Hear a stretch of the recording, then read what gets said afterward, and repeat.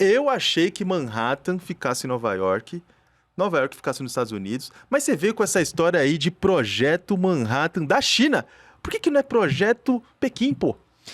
Foi o nome que deram para ilustrar um pouco do que a China vem fazendo nessa área de chips de inteligência artificial. Por isso que a gente até abriu falando, saem as bombas atômicas entre os chips mais avançados. Por quê? Qual que é a questão importantíssima aqui, Elton? A gente sabe dessa briga super acirrada entre Estados Unidos e China no universo da inteligência artificial. Como que está essa disputa hoje? A China ela já domina muita coisa.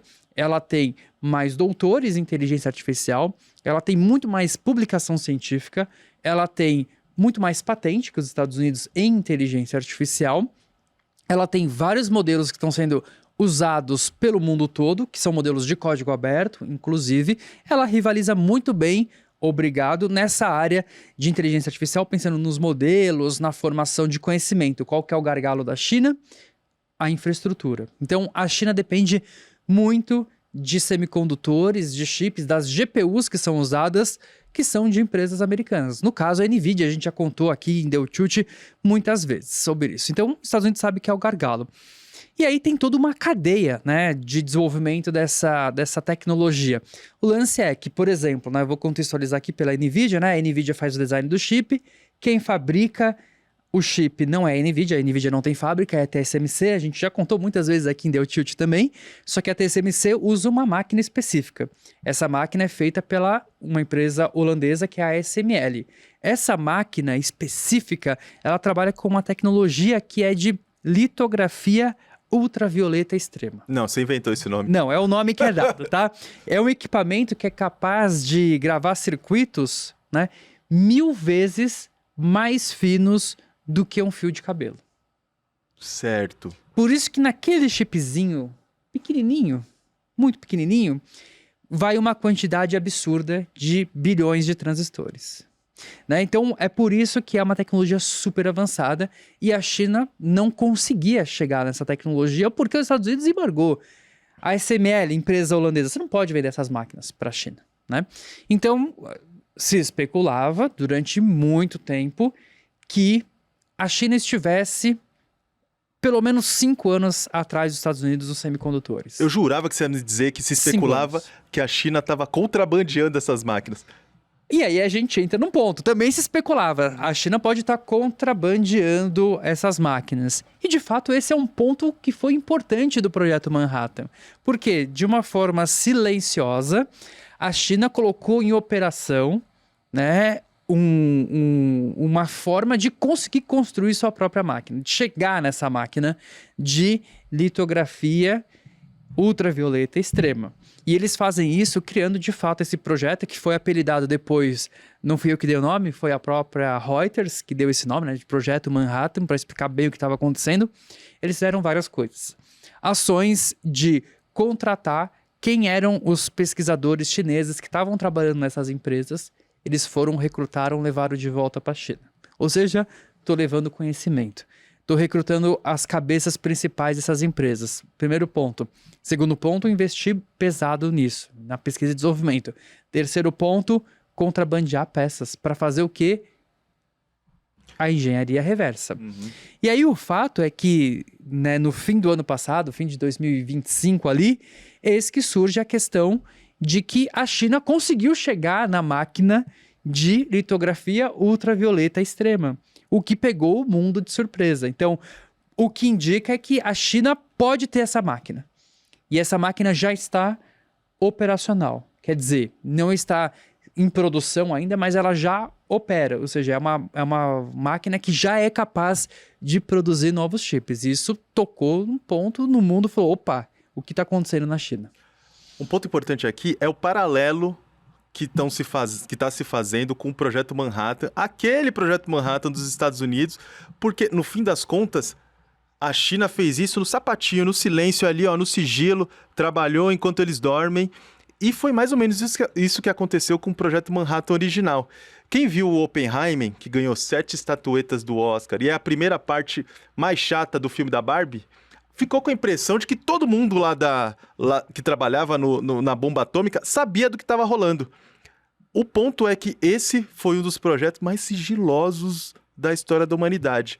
130 mil pessoas trabalharam nele e tinha gente que não fazia ideia do que estava fazendo lá. Um punhado de gente sabia o que estava acontecendo. Tinha gente que estava separando isótopo de urânio, olhando e estava achando que só estava olhando uma tela e mexendo em algumas válvulas.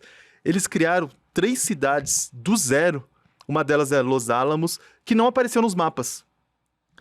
Para conseguir fazer tudo isso, obviamente, eles tiveram que contar com o sigilo, inclusive dentro do governo. O vice-presidente da época era o Henry Truman, e ele assumiu quando o Franklin Roosevelt morreu. Ele só soube do projeto Manhattan quando o Roosevelt morreu, e 12 dias depois de ele mesmo virar presidente. Ou seja, a coisa era tão sigilosa que ninguém sabia de nada. É claro que a imprensa desconfiava, mas tinha um acordo ali para escamotear algumas informações. E agora o mesmo nível de sigilo acontece na China. Uma das histórias mais curiosas de como o nível de segredo foi grande no projeto Manhattan chinês é que um dos engenheiros veteranos da ASML que foram recrutados, ele só foi para lá porque ele recebeu uma proposta de uma grana gigantesca. Mas na hora de assinar o contrato, o nome era de outra pessoa. Aí ele falou, ué, eu vou trabalhar para outro receber? Aí explicaram para ele que não, meu filho. A gente criou um nome falso para o seu nome não estar ligado a esse projeto. E, obviamente, ele contou isso em condição de anonimato para Reuters. Mas o projeto Manhattan original, ele não ficou em sigilo durante muito tempo.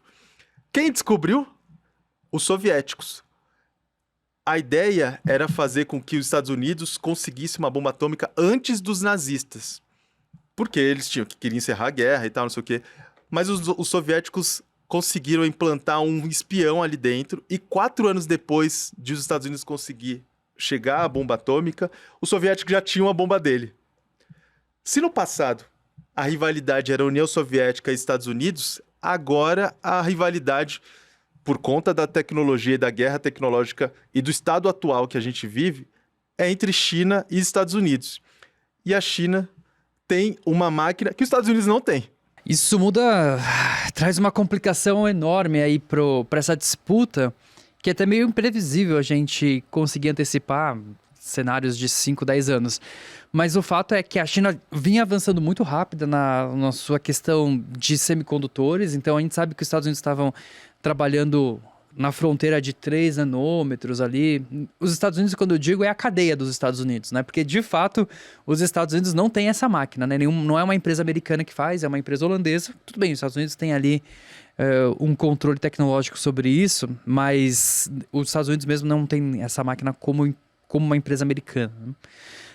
Só que, então, os Estados Unidos dominam a cadeia, né? Então, faz o design, faz a fabricação na TSMC, que é uma empresa parceira também, e a China estava ficando atrás. Então, a China começou a desenvolver toda a sua cadeia e veio se desenvolvendo muito rápido. Então, recentemente, a gente tem uma empresa que é a SMIC, né? Que é uma empresa que compete ali com a TSMC, que ela faz a fabricação dos chips. Você tem a Huawei com o design dos seus chips, a Sandy, que compete um pouco com a NVIDIA, mas sempre atrás. Atrás porque faltava o acesso a essa bendita litografia de ultravioleta extrema. Então era uma tecnologia muito específica. Então os Estados Unidos apostavam muito, né, e o resto do mundo também, que a China não ia conseguir se desenvolver tão rápido, só que isso vem acontecendo. Isso bagunça um pouco o jogo, porque mostra o potencial da China de alcançar algo que está no seu plano de inteligência artificial, que é a autossuficiência e a soberania até 2030. Ou seja, e quando eu falo da soberania na área de inteligência artificial, é não depender dos Estados Unidos ou de qualquer outro parceiro para nada. Eu tenho toda a minha escala e a minha cadeia de semicondutores, de modelos, de pessoas bem treinadas, de conhecimento dentro do meu país. Faço o que eu quiser, independente dos outros. Hoje a China não está nisso. Ela ainda depende, ou pelo menos dependia, ainda está uma área super confusa e cinzenta, porque a gente sabe que a China não tem os chips mais avançados ainda, mas ao mesmo tempo a China proibiu as empresas de importarem os chips da NVIDIA sem que tenha uma justificativa bastante plausível, já pensando que com isso ela está fortalecendo a sua indústria. Então isso embanana todo o jogo, e quando a gente pensa até mesmo para fins militares, a China começa a se posicionar muito bem. Você falou das empresas chinesas que estão começando a desenvolver os seus próprios chips, mas quando a gente olha para as americanas, a gente vê que o Google tem o Tensor Processor Unit, que já foi usado para treinar o Gemini, que é a inteligência artificial, que está no Gmail, que está na busca. Ou seja, ele já é usado internamente e o Google vai começar a disponibilizar ele para outras empresas, seja por meio do seu serviço de computação em nuvem, ou para instalar no data center das próprias empresas. A Microsoft acabou de lançar a segunda geração de chip de IA, que é bem focado num processo crucial da inteligência artificial, que é a inferência. A gente já viu a OpenAI formulando parcerias com a NVIDIA, que faz as GPUs, e também investindo na Broadcom para no futuro começar a fazer chips também. Mas nenhuma dessas empresas tem essa máquina que é da qual elas dependem para fazer os chips que rodam nos próprios data centers. Como a coisa está se desenhando de tal forma que, no futuro, a China tem uma capacidade de produção tão exuberante que talvez ela consiga dar um bypass na ASML e se torne a fornecedora global desse tipo de serviço. E aí as próprias Big Techs americanas, que já dependem da China em outras cadeias, vão também passar a depender desse ponto crucial. É muito importante essa jogada do Projeto Manhattan, muito importante. Mas a gente está falando aqui fazendo uma comparação de algo histórico que a China acabou de atingir com um projeto que deu à humanidade, pelo sim, pelo não, a bomba atômica, mas também a possibilidade de gerar energia nuclear, de como isso muda a dinâmica das empresas e dos países onde essas empresas estão. E a gente? Como é que a gente fica nessa história? O que eu tenho a ver com esse negócio de chip, de máquina de fazer chip com luz ultravioleta que a China fez? Conta aí, Diogo. Cara, chip tá em tudo na nossa vida, né? Não tem nada que a gente faça que envolva tecnologia que não tenha um chip ali. Então, o chip é fundamental. E o Brasil hoje, a gente também discutiu isso várias vezes por aqui, não tem uma indústria nacional. E hoje, quando a gente pensa, por exemplo, no nosso planejamento e desenvolvimento de inteligência artificial, a gente também toca sempre no Plano Brasileiro de IA, no supercomputador, etc. A gente precisa dos chips. E hoje a gente depende de um fornecedor específico, que é a NVIDIA, no caso, né? E os Estados Unidos, ele pode, quando quiser, colocar algum limite de exportação ali. E, de repente, impactar severamente a nossa indústria, o nosso desenvolvimento local. Como já aconteceu, né? Então, mesmo no governo Biden, eles criaram um controle de exportação, criando 3 camadas de países. Então, países que eram totalmente liberados para comprar chips. Então, aí eram os países que são super parceiros dos Estados Unidos, Europa, basicamente. Uma segunda camada que até podia comprar, mas tinham limites e tinha que pedir uma licença depois disso. E o terceiro bloco, que eram os países proibidos, que basicamente era China, Coreia do Norte, tipo Irã, enfim. O Brasil, ele não estava na primeira camada, o Brasil estava na segunda camada, ou seja, já existia algum tensionamento ali no desenvolvimento, na compra, na aquisição desses chips, né? Então, quando a gente olha para esse momento em que a China se desenvolve nessa indústria, como você colocou muito bem, né, esse poder industrial, eu vejo 2 fatores importantes. Primeiro, é mais uma alternativa para o Brasil, e não só para o Brasil, para o resto do mundo. Segundo ponto, se eu tenho mais competição, porque hoje a NVIDIA é nada de braçada, se eu tenho mais competição, mais alternativas, isso pode levar a um barateamento. E a gente sabe que a China é muito boa na produção e tudo que ela começa a produzir em escala tende a reduzir o custo. Então, é possível que numa janela não muito longa, a gente tenha mais fontes de produção de chips, alternativas para que a gente fique menos dependente de só um vendedor, e aí esse vendedor pode ser uma empresa ou pode ser um país, no caso dos Estados Unidos e a NVIDIA, então tenho alternativas para isso, e isso pode ficar mais barato.